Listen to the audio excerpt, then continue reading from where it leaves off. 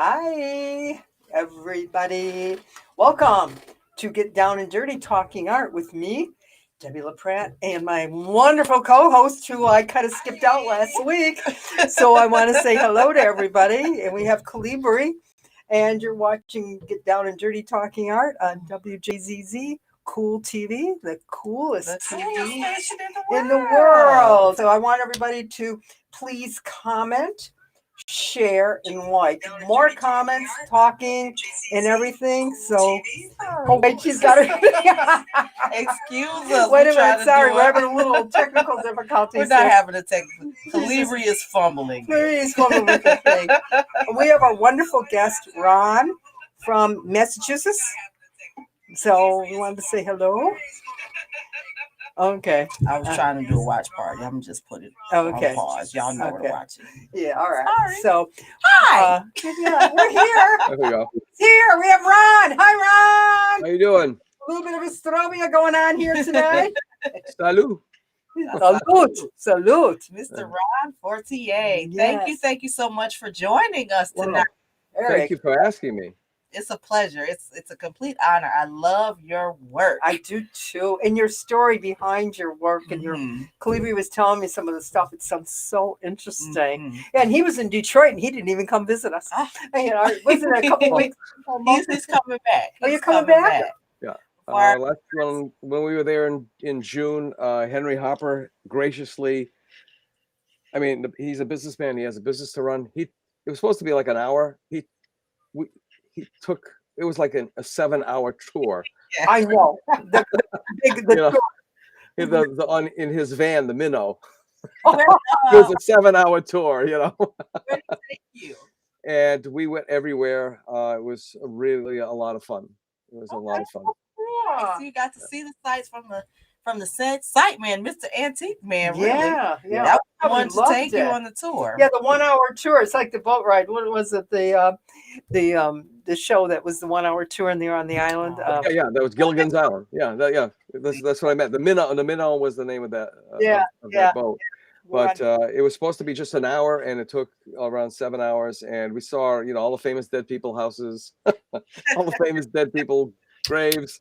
we had breakfast, and it was great because it was Monday in Detroit, and I found out that not a lot happens on Monday in Detroit. I love Detroit because it's such a big, small city. It is. It is very amazing. It's just the history is amazing. Yeah. All of the different neighborhoods and different feelings. Oh God, yeah. And then you got your suburbs, but it's kind of like, so you're from Massachusetts? Yes, I was born across the river. I'm sitting here in Fairhaven, Massachusetts, which was the service part of the harbor of New Bedford Harbor. New Bedford Harbor is still one of the finest service harbors in the United States. Now, what does a service harbor mean? A service harbor is a place where you can come in with your yacht or your sticky fishing boat. Okay. And get it completely done over. I mean, everything you need is here. It's all because of the whaling industry here. At one time, this is the richest city in the world per capita. Wow. Until Mr. Drake discovered oil in Titusville, Pennsylvania, and kind of put the kibosh on the whole thing. Interesting. I was going to say, so you're rich. Yeah. It's like a form of art, redoing the art, redoing the yachts. That's like that would be like another form of art. Oh, we had what the heck is his name? I mean, it's a mega yacht. Giffen from Pixar. That's the group that broke away or that created a new Disney thing that did all the Pixar stuff. Oh yeah. His mega yacht was out there. I mean, and then of course we've got the Nantucket and Martha's Vineyard just. Oh yeah. A couple of stone skips away. Mm-hmm. And so it's a pretty cool place, and history wise it's got a phenomenal history. This is the place where Frederick Douglass came to freedom. This was the second most important abolitionist center in the United States. Wow. The history just goes on and on and on and on. Mm-hmm. That's cool. Well, I'm glad that you pointed that out. because we'll roll into your artwork. Yeah. You're kind of known, or at least the work that I'm most familiar with, is your storytelling. You tell a lot of stories in history that either are forgotten in society or aren't highlighted in the way that you capture them. Yeah. Could you tell us about your work? Well, I began my practice as a painter has been for decades as an abstractionist, and I prided myself in painting with no emotions because it was just an intellectual exercise. I spoke with James Dozier about this on Monday during the DFABC, the Detroit Fine Arts Breakfast Club. And then because of an event that was about 2 years ago, it was a holiday fair. Mm-hmm. I brought a bunch of my old work to this fair because I wanted to sell it. And I figured people would be looking for bargains for Christmas, and they want to be able to say this is an original piece of artwork, and people probably would think that they spent more money than they actually did. And I just really wanted to get rid of it because I mean there are pieces of work that just get pushed around and sometimes forgotten for storage. So anyway, amongst all the pieces was a painting that I had done back in the 80s of the New Bedford Arctic whaling disaster of 1871. Mm-hmm. My dad was a janitorial contractor. One of his accounts was the Charles S. Ashley Insurance Company, and they were the underwriters for the expedition. And they had these absolutely gorgeous lithographs, on the wall, framed on the wall, and they always intrigued me. And when I was in graduate school at the University of Miami, I was getting a little homesick. We had in February of '75, I think it was, we had what they call the gas explosions. It was a extremely cold winter. It shifted the gas pipes underground. They lit off, and they nearly took out the entire historic district. In fact, my dad was almost killed. He was blown out of a building. Oh wow! But back then there was no internet, and so I did whatever research I could from the library, and I was going to do a more realistic, a more objective kind of work. But my thesis advisor said, "No, you came in here on your abstract work. You're leaving here on your abstract work." Wow. So yeah, so I maintained the theme, but abstractly. It was called Fire and Ice, and I've seen that. Yeah. shortly after graduation, I started messing around, going back to that again before my advertising agency got going full tilt. And anyway, so the painting had been sitting around for a while, and at this holiday show, people just kept coming up to it right away. I mean, they knew exactly what the painting was about, which like totally amazed me. But their frame of reference was, oh, Shackleton, Ernest Shackleton. I said, no. But funny you should mention that because I read his book because that was the only reference I had, about this event. Imagine being on a ship. You're stuck in the ice. You can't move, and the ice is crushing the ship slowly, slowly, slowly. So you're wondering, when am I going to have to get off of this thing? And when I do, what's going to happen next? And the Inuit harbor over there. I'm sorry. I'm not familiar with this is off the coast of Alaska where this happened. Okay. 1871. There were 33 vessels. 22 of them were from New Bedford, and 22 of them were crushed by the ice or burned. Oh my God. And the fires were accidental because they have tripods on the decks of these whaling vessels that would hold these massive these tripods that were huge cauldrons that were sitting on masonry stoves, and they would throw scraps in there and fire it up, and they would melt all the whale blubber to make the whale oil and put them into the casks, into the barrels. Didn't know that. That's interesting. So at that time, by '71, there were also half sail, half steam. And then the Inuit, the indigenous people of that area, just want to get these people the heck out of their land, off their land, or out of their area. So anyway, a gentleman came up to me, very, very secretively and said, how much, how much, how much, how much? And I was kind of stunned. He says, don't look around, don't turn around. I'm buying this for my wife for a Christmas present because she saw it, she loves it.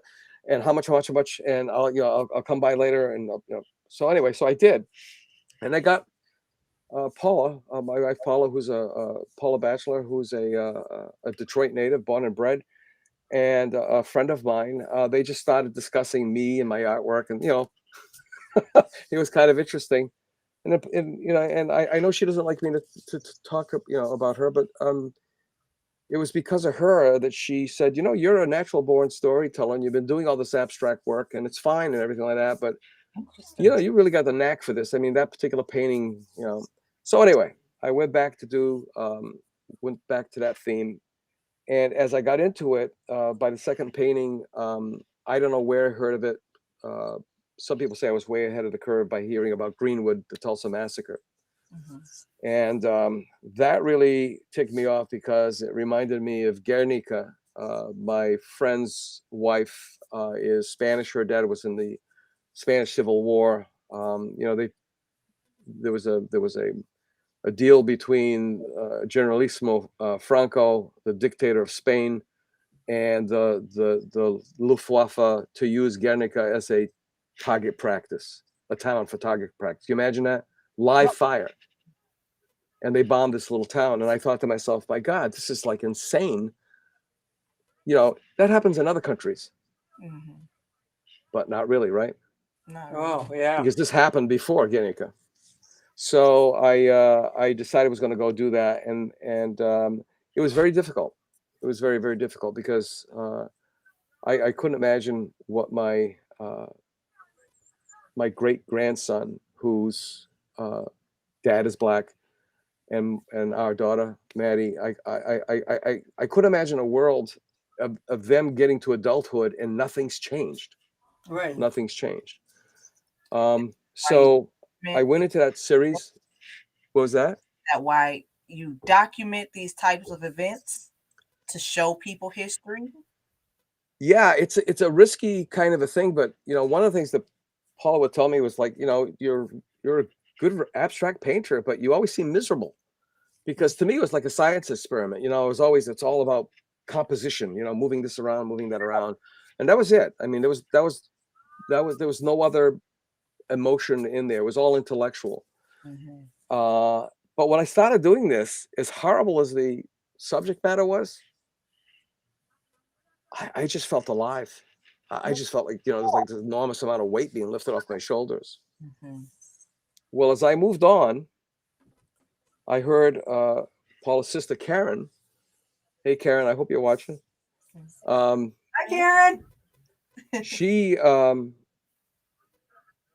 was the first Black woman admitted into the Daughters of the American Revolution, which was quite a feat back then. This is before computers. I mean, she did genealogy the hard way, the old way. Hey. All right, Karen. And the weird thing is, I knew about Karen before I ever knew Paula, because I saw Karen on Good Morning America when I was at the University of Miami with Bryant Gumbel, and for some wacko reason, I never forgot that. So there's a lot of things that we just can't quite wrap our heads around. They just happen, right? So I heard her on a podcast, and she was talking about her second great grandmother, Charity Ann.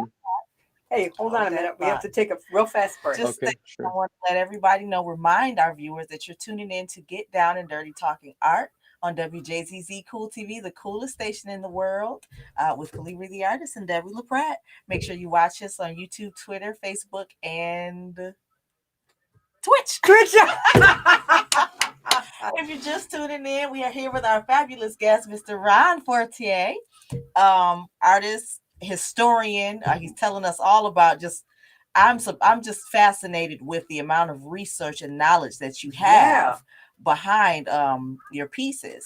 But for our viewers, if you have any questions, you can't call in today, but you can hit us in the chat. Please hit us in the chat. Yes. And please comment. If you have any questions and comments for Ron. Yes, please. But please continue. Good morning, America. Well, I mean, I heard Karen on this podcast, and she was talking about how the story was passed down through the family. Mm-hmm. About the third great grandmother. They have no idea what she looked like. They had no idea what her name is. But what was passed down was that this white man, came to the breeding plantation where she was enslaved. Mm-hmm. His name was Reverend Isaiah Parker. He was driving a wagon pulled by two black horses. Those are all details. Okay. Wow. Two of the little girls were sold away from this unknown third great grandmother. Only one of them had a name that passed down, was Charity Ann. She's the one that brought the story down through the family. The other little girl was sold off somewhere along the line between Virginia and moving north to south to Georgia. And Charity Ann was given to the Reverend Parker's son as a gift. There's more to the story, and that's where the Parker line comes from. And you know a couple of the Parkers, Linda and Amy Parker. That's where that line comes from. But I just as a parent, you know, and then what was passed down as well was her the words, because we don't know if she ran after the wagon, if she was even allowed, if she was held down, if she was screaming it, if she was whispering it. But the words were, "Bye bye, my babies. I'll see you in the by and by." Oh my God. So if she couldn't see them in this lifetime, she would see them in heaven. And it was passed all the way, down, which was, it's a really difficult thing. I mean, one of the things is, we're talking about, what people are calling the revision of history. You can't revise history that was never written correctly, number one. Okay. But people don't realize that there were plantations after, I think it was somewhere after when they abolished slavery at the beginning of, it was around 1810, I think it was 1812. They didn't abolish slavery, they abolished the importation of Africans. So now they have to do what they call the natural increase, where, okay, well, if we can't bring them in from Africa, we got to make more. And there were more people added in a variety of manners, which is another story on top of that. So, in the meantime, and my mother was a great storyteller, because her dad was a storyteller. He told a lot of stories except for the story of his own life, because he was what they refer to as a crypto Jew, or Marano, which is a derogatory term. He was from the section of that? What's that? What is that? A Marano is a pig. It's a bad term. That's what they would call the Jews or the conversos, the Jews that converted into Catholicism. Oh, okay. Which some of those conversions were nudge nudge, wink wink. I mean, they did what they could to continue their Judaism undercover, and it was a pretty horrible, another horrible thing that what people do to each other. But he was a storyteller. He told a lot of stories to my mother. My mother passed down a lot of stories to me. And being an abstract painter, I right away, it's like, oh, he can draw. Yes, I can draw. But one of the things was when I was doing this more realistic kind of work was, how am I going to do this? How am I going to do this? How am I going to present it? So I decided right away, it's not going to be historically accurate. It's not going to be about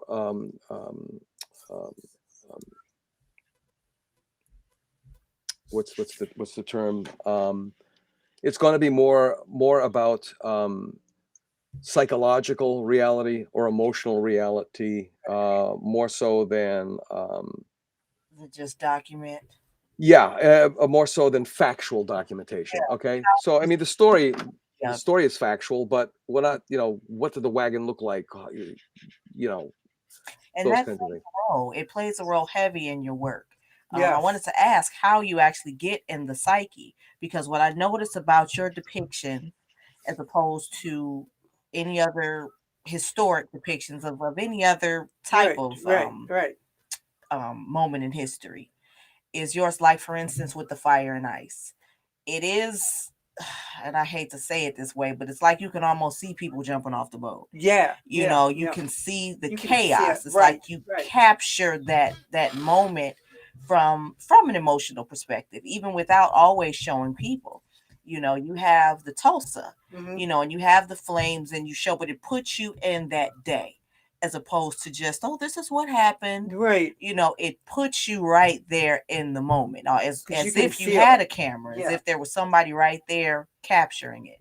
Well, the positive feedback that I've received was really, and I spoke to you about this before, Calibri. People are like, oh my God, they're like sets from movies. I mean, and I said, it's funny you should mention that they look like sets because that's how I really started off. When I was in high school, my senior English teacher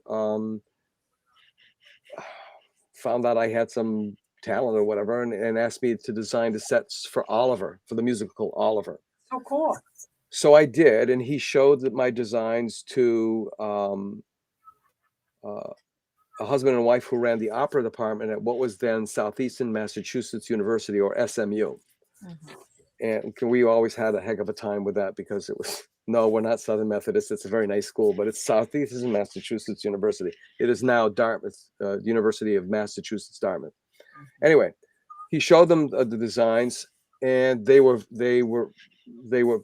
very, very pleased. This would he like to work for us? Now I hadn't even graduated yet. So I Wow. started working on Deflate Mouse, Casi fan tutti, La Boheme. I started designing these sets. Amal and the Night Visitor, and it was really cool. It was really cool. So I continued working for them through my undergraduate years for my BFA. Went off to University of Miami, came back, and I got to work for a gentleman that I heard growing up in New York City because my grand uncle was a insatiable for culture. He's the guy that I keep pointing to that was responsible for me being an artist. My earliest recollections of being taken to every gallery, museum. I mean, he was like at a gallery or a museum or something every single day. And then on the weekends, I can't remember now if it was Saturday or Sunday, he would listen to the Voice of the Metropolitan, and I can still see him. It's like a movie set in my head. He's got the strobe in the bathroom, and he's running his straight razor over the strobe, and he's lathering up his face, and you could hear Boris Goldovsky on the radio, and Uncle Louis shaving, and when I worked for Maestro Goldovsky, I told him this story, and he looked at me and he said, "Now that you've met me, are you disappointed?" He was a wonderful man. Because of working for him, I was in constant contact with Sarah Caldwell of Boston Opera, and she was not the opera lady I expected. This is a lady you could have shots and beers with. Okay? She was really, really cool. Well, at that time,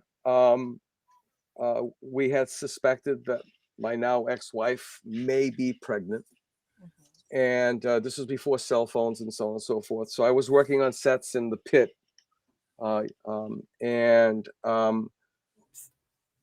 I had this gentleman come up to me. His name was Aloysius Petrocelli. He worked for one of the production companies, and he said, "Hey, I showed your stuff to Boston Ballet, uh, Sarah Caldwell and I, and they want you to be the lead set designer for the Boston Ballet."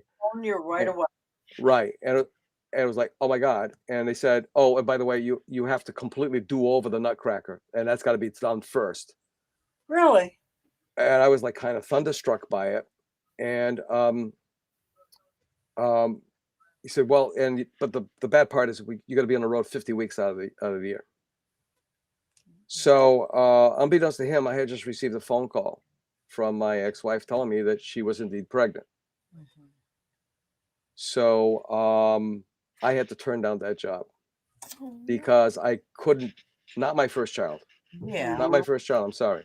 Yeah. And to this day, my daughter Jen, when she sees the commercials for the Boston Ballet for the Nutcracker, she's like, "I'm so sorry, Dad." Yes, no, it was well worth it because it was a very complicated birth. It had nothing to do with her, but it was with mom. It's great. And if I hadn't have been there, I don't know what I would have done.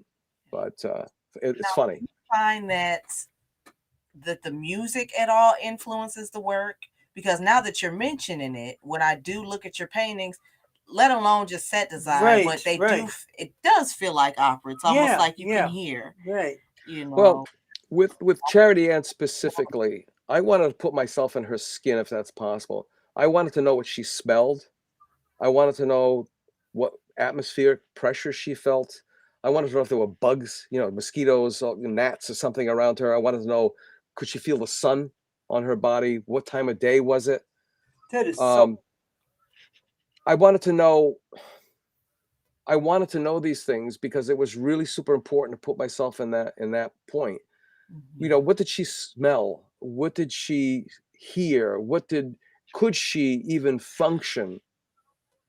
Could she even notice what was going on? Was she in a tunnel? Because after all, they're taking away her kids, and we don't know how many other children she had. We don't know if they did that again and again to her. And emotion that you're feeling. Yeah, and then two frightened little girls. God only knows what happened to the. You can't protect them. Yeah. Oh my God. Yeah, and you are absolutely stuck. It's like Sophie's Choice, where she has to suffocate the baby, or else everybody goes. So, this thing of people being between a rock and a hard place in a dilemma kind of intrigues me. Not because I'm a pain jockey, but it's just totally the opposite. As a kid, I could not watch the entire Jerry Lewis movies because he would always get to that point in the movies where his behavior was really embarrassingly outrageous. And I felt so much shame for him that hurt. I could feel physical pain, like somebody was sticking needles in me. Wow. I can't explain it. I'm just, just the way I am. And there's several books that I've, Moby Dick, I've only read through it once because I was forced to in high school. And chapter 87, The Grand Armada, it's called, where they're looking down and they're watching all these whales, the cows, nursing their calves. And the killing's going to stop pretty soon. Yeah.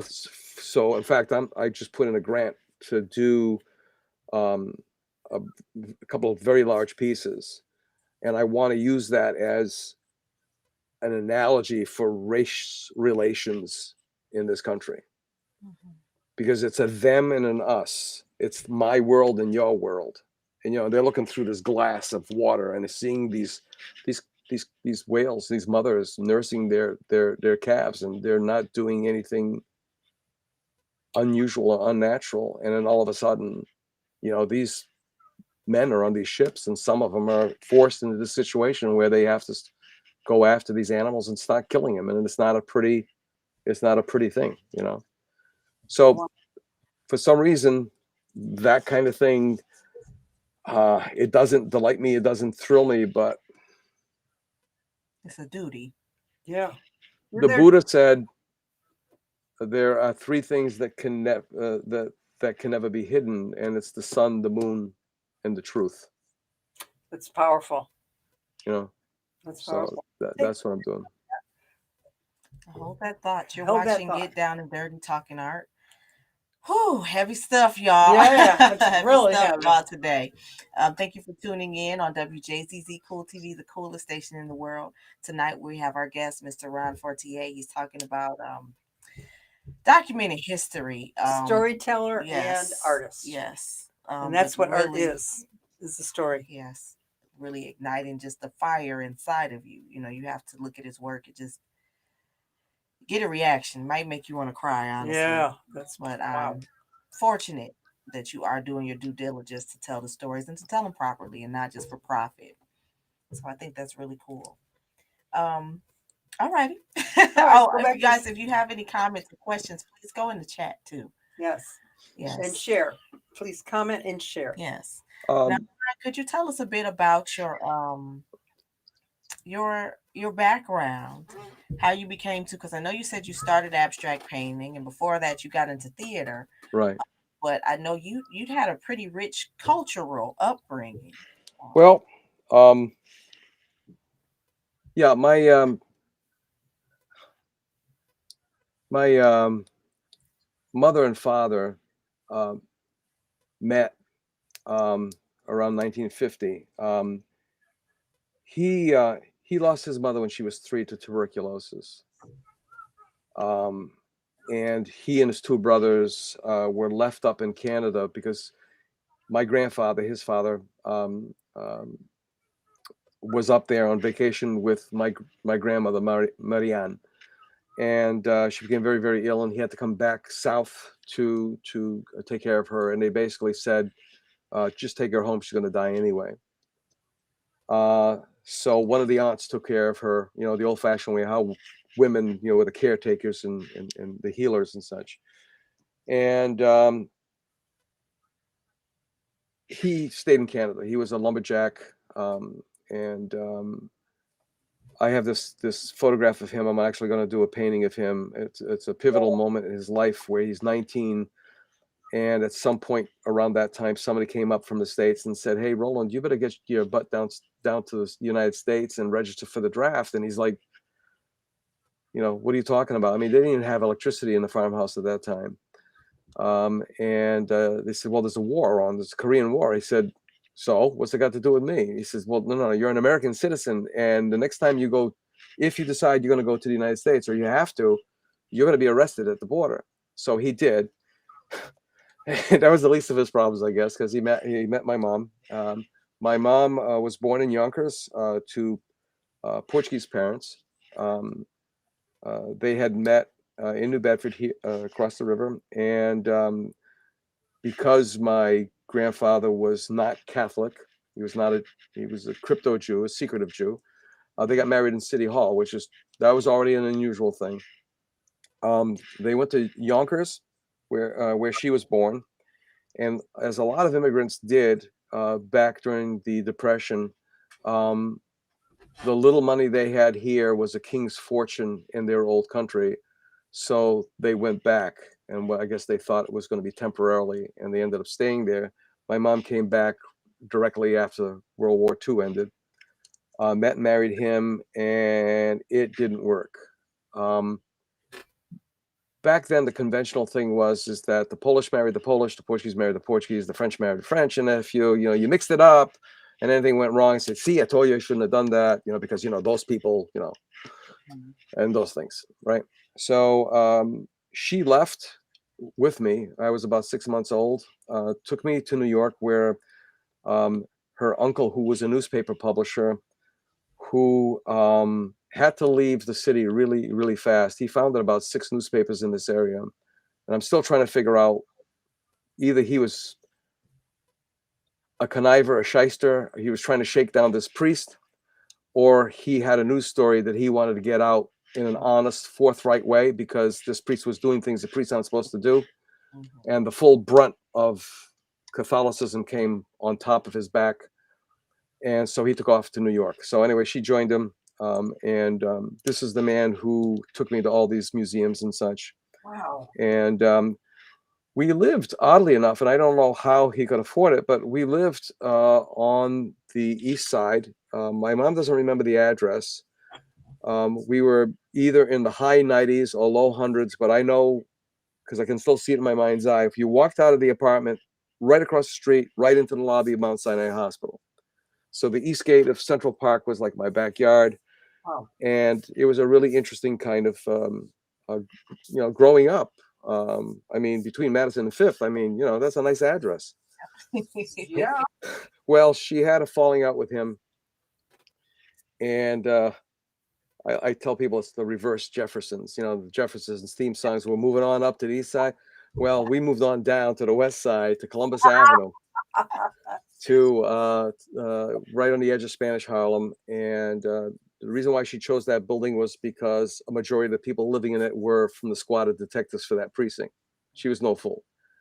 and she was trying to continue her singing career. My mother was a fado singer. Fado is the Portuguese cultural phenomena. It's the Portuguese. Some people liken it to the Portuguese blues.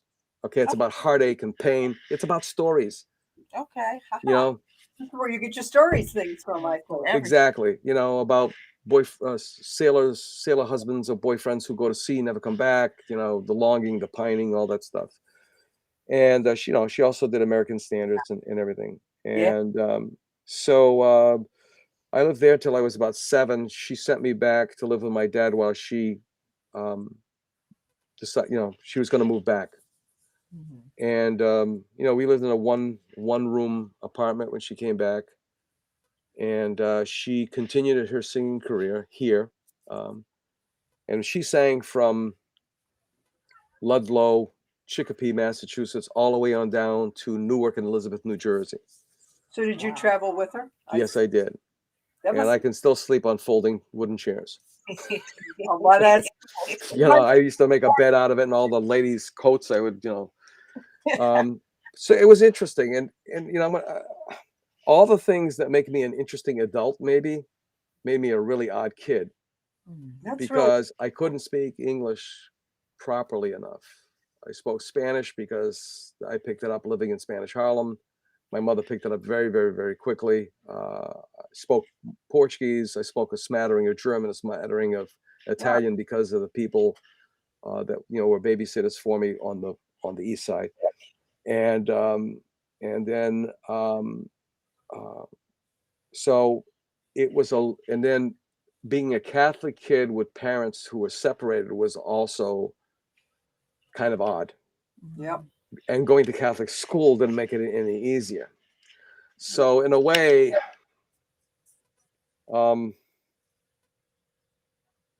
yeah, I was just the odd duck, the oddball, and like I said, it was tough being a kid. But now those are all gifts, you know, the ability to be multilingual, and so on and so forth. And my first recollection of artwork was I created an armada of caravelas or caravels. What is that? Caravelas are the Portuguese sailing ships, the ships that they discover the world with. And I made them out of watermelon rinds and toothpicks and pieces of paper. And I had a whole fleet of them on a windowsill. That's like my first conscious. How old were you then? I probably had to be 4 or 5. Wow, and to be able to do that at 4 or 5 is really Yeah, hot. yeah. It was interesting. So you know, all these experiences, these exposures to things, um, all, you know, all played into it.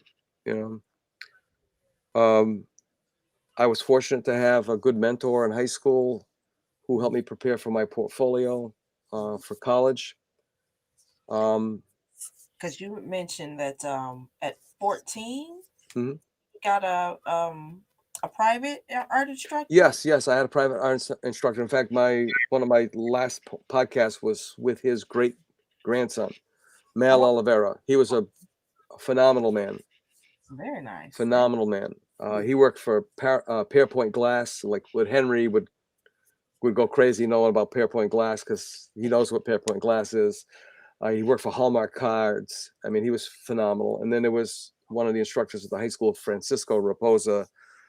So I got into what was SMU, which was designed by Paul Rudolph, one of the leading architects in the world. And they designed what was supposed to be the University of the Future in this cow pasture, believe it or not. The compound was as big as Disney World, over 80 acres. While I was there, I was told that I should seek an MFA to teach so that I could survive as a painter. A friend of mine who was a year ahead of me, who was a Cuban refugee and was separated from his parents for about 15, 20 years. Yeah, they've been doing that for a long time. he was in an orphanage. Somehow he reconnected with her, and of all places, where are you going to find a Cuban mother? Miami. So he applied to the University of Miami, got in. The department chair, we used to carry around those slide sets all the time of each other's work and the 35mm slides. Yep. The department chair came in. Jerry was the kind of guy who would just come in and he just stopped picking stuff up off your tables like it was just, make himself to home. And he picked up my slides. Lorenzo told me, and he said, "Whose work is this?" He says, "Oh, it's my friend Ron. He's a year behind me. He's be graduating soon." He says, "Pick up the phone and tell him to get his ass down here for an interview." That's what Larry said.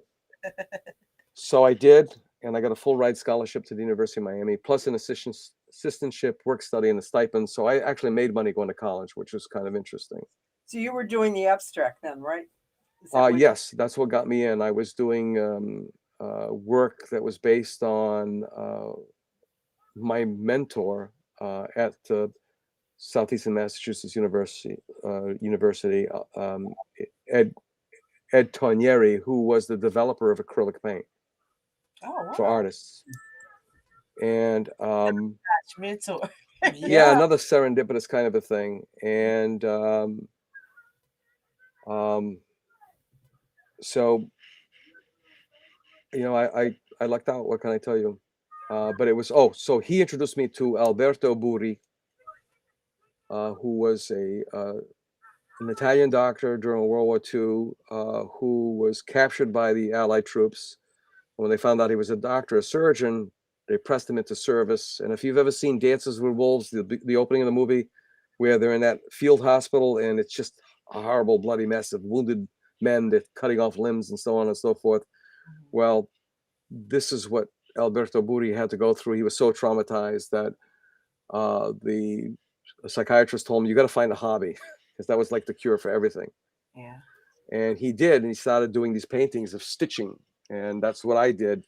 So between him and Antonio Taipis, who was a Spanish painter who did that kind of work as well, that's what got me into the University of Miami.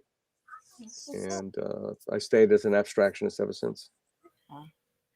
Now, have you ever felt discouraged with your practices? Was there any part of your life where you felt, because I know you talked about, I won't say weird, I'll say quirky child. I think a lot of artists are. But I guess what made you push forward? Yeah. What made you persevere?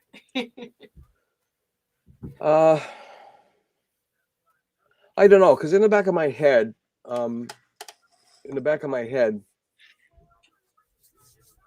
one of the biggest fears that I had was that what happened to my mother was going to happen to me. My mother had to give up her career in singing, and I know it ripped her soul out. When we came back from New York, she was able to get more gigs, and I've got her press clippings I've been able to find. But when she met my stepfather, who was a wonderful man, and I was lucky as a stepchild having a wonderful stepmother and a wonderful stepfather, almost like a second set of parents. I mean, I could fall back into that kind of thing. Mm-hmm. But because he was a fisherman, and because women who sang father weren't considered nice girls, it just got to be too much, and so she quit. And I know it, as I said, it just sort of ripped her apart. She had to give it up, and she had to give it up. At one point, she had to give it up for me, and another point, she had to give it up for him. And, but, I just persevered, and there were times where I couldn't paint. I ended up, I had 2 advertising agencies. I've worked, stayed alive doing advertising. And here I am. Wow. Yeah. Thank you for that. Thank you. So Thank cool. you for persevering. All right, everybody. You're watching Get Down and Dirty Talking Art with Calibri the Artist and Debbie LaPratt. We're here on WJZZ Cool TV, the coolest station in the world, streaming live on YouTube, Twitter, Facebook, and Twitch. Make sure you like, subscribe, share, and comment. We're here again tonight with our guest, Mr. Ron Fortier, giving us just, I'm really enjoying this interview. We could probably talk another 3 hours with him. It's a lot of substance. It really is. It's a very rich interview. You have a very rich story, and it comes across in your artwork. So, well, I'll jump into what's next. You know, What's you had mentioned a couple things that you wanted to yeah, probably the do. most difficult things I've ever done. Okay. um, the Arctic whaling disaster was one thing. It's something that happened to the people in my town. This was the whaling city, all that stuff. And then there's Greenwood, and Greenwood was something that happened, and half of my family's black, so that touches me. And then there's Charity Ann. It gets a little closer because now that's my wife. That's my wife's family. Well, I was doing some research for something else, and I remembered my grand uncle in Canada kept insisting that we were Acadian. And a friend of mine who was an expert in Acadian genealogy kept saying, "Ron, no, no, no." And I said, "Okay." Well, for the longest time, I knew that Fortier High School in New Orleans was named after Dr. Alcee Fortier. I never realized that he's the one that got the Brer Rabbit stories directly from the Africans coming off the boat. Wow. He was interested in African culture. I don't know what kind of a man he was. I just know that. Now the other guy took that information, that research, and he created Song of the South. Okay. So I said, if there's 140 down there, what's the chances, right? Then I said to myself, oh my God, what's the chances that this gets worse? So I Googled Fortier Plantation, and I nearly fell off my chair because there it was, St. Charles County, Louisiana. Wow. And the house is still there. It's on the National Register of Historic Places. So I started looking a little closer, and then I nearly vomited. There was and I've got to remember his name. The most successful slave revolt or rebellion ever was in Haiti. And the man that led it was punished by being sent to Louisiana because they thought that was the butthole of the world at the time. And how this man did it, because there's a whole backstory to it. How he, in fact, they're making a movie about it. How he was able to get 500 slaves on other plantations to come together. They started marching up the coast, the German coast, along the Mississippi River, and they were doing what they could. They were done. I mean, they were going to get their freedom, and they're going to get it by force. Well, when they got to the Fortier plantation, the militia was waiting, and that was the end of that revolt. And they beheaded 28 of the leaders, and they put their heads on pikes along the Mississippi River. So, I did research. Our family, they came over. My family came over in 1654 from Normandy. The family name was Forestier. These people came over about 90 years later. They are related. I don't know where it goes together. I've asked my sister-in-law to try to do a little bit of research on it. But regardless, it's I was talking to an art historian, a podcast that hasn't been released yet. And she said, whatever you do, don't do it with the white man's gaze. I said, I'm not going to do it that way. Yeah. I'm not going to do it that way. Yeah. So that's that. Now I got my little brother who was at 9/11.